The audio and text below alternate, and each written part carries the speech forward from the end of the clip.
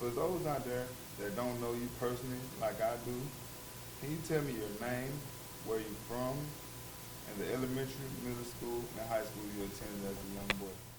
I'm JIHAD IRBY, Nike personal trainer from Mobile, Alabama. I went to A.W. Holloway, Booker T. Washington Middle School, John L. LaFleur High School. Growing up, we lived in a community full of drugs, poverty-stricken homes, and families that were basically dependent upon welfare. What type of role did that play in your life, Jamon? Played a huge role in my life. My mom was on welfare. Dad, he was dealing with drugs. So seeing that stuff and being that close to it steered me in the other direction, that I had to do better. So knowing where you came from, what gave you the motivation to be different? The motivation to be different, just not wanting to do those things because I saw the negative side of it.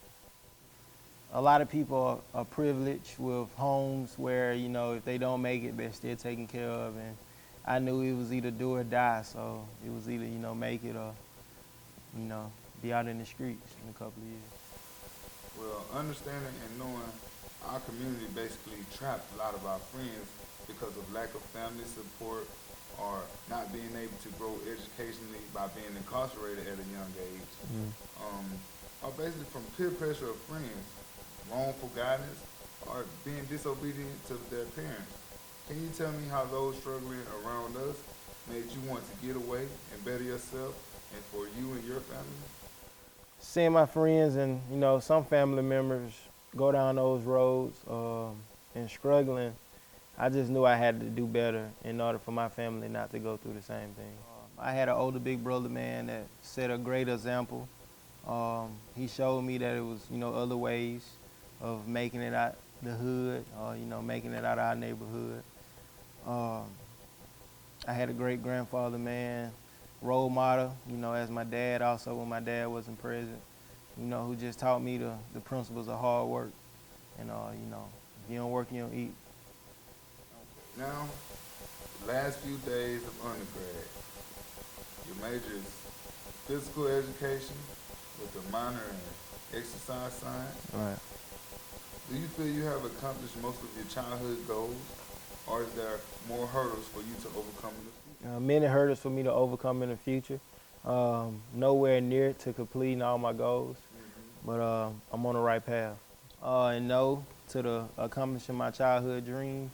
I'm not even close to finishing. I got many more great things that I look forward to doing in the future. But I've been blessed with the opportunity to do as much as I've done, with the situation and the circumstances that I've been through. Man, that's the most important thing in society today. Believing in yourself, keeping the faith, and surrounding yourself with positive people. Me, I'm a telecom student at Alabama A&M University. I graduated with a major in telecom.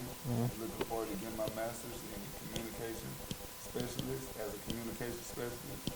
And I want to be able to just show people that you can be different if you believe in yourself. Life is no joke. You only get one chance at it. One You have to chance. take advantage of every opportunity that comes in front of you.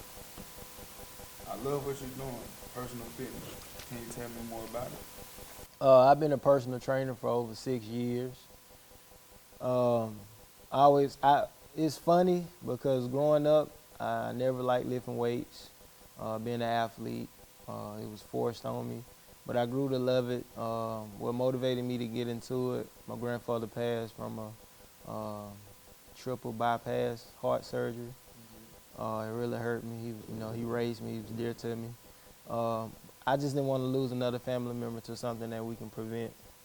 Nobody in my family was educated on eating right or exercising, so, I took on that challenge to go out, learn for myself, and prevent, my family from passing to something we can stop. So Jihad, I'm hearing about this book. People are telling me that you have ideas flowing and you're about to release a book. Can you tell me more about that? I got an autobiography book coming out called Against All Odds. Okay. Let me tell my story. And my whole life I have been against all odds. Dealing with being homeless, coming to college with no money, and just being in college for over 7 years, and finally getting to graduate, man. I just want to share my story and hoping that it helps motivate someone else in the future to let them know that they wasn't the only one that went through it, and if they keep their mind right, keep God first, and they can get through it and get the degree.